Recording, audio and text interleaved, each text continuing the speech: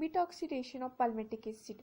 Palmitic acid undergo oxidative breakdown to produce the energy. और reaction कहाँ होती है? माइटोकॉन्ड्रिया मैट्रिक्स के अंदर. इसको हम बीटा ऑक्सीडेशन इसलिए बोलते हैं क्योंकि बीटा कार्बन जो होता है फैटी एसिड का वो अंडरगो करता है oxidation to produce carbonyl group. इसमें फॉलोइंग स्टेप्स हैं. Activation of fatty acid to fatty acyl coenzyme A, transfer of fatty acyl coenzyme A into mitochondria, dehydrogenation of fatty acyl coenzyme A, hydration of unsaturated fatty acyl coenzyme A, hydrogenation of beta hydroxy acyl coenzyme A and ट्रांसएसाइलेशन. इन सभी steps को हम one by one देखेंगे further reaction में, जो कि next page पे है. तो हमारे पास फैटी एसिड है यहाँ पे palmitic acid C16R CH2 C double bond OH. इसमें हमारा फर्स्ट स्टेप लगेगा यानी कि एक्टिवेशन होगी. कोएंजाइम A इसमें ऐड किया जाएगा जहाँ पे एक ATP का यूज हो रहा है और ये बना देगा palmitoyl coenzyme A C16R CH2 C double bond OS coenzyme A.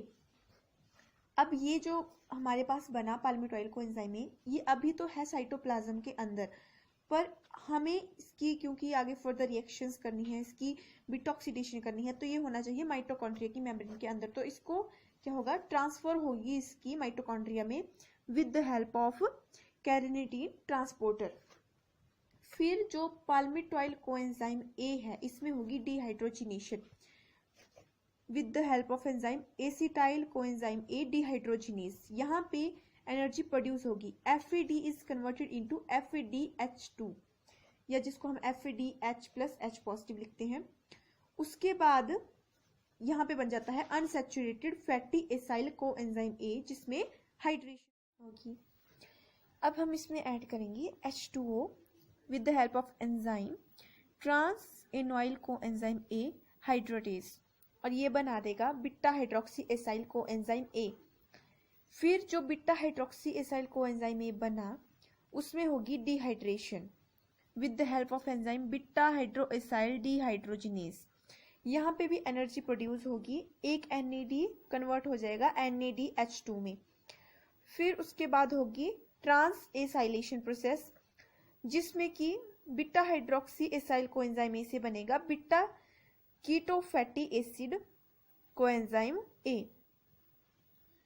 with the help of enzyme beta oxy acyl थायोलेज.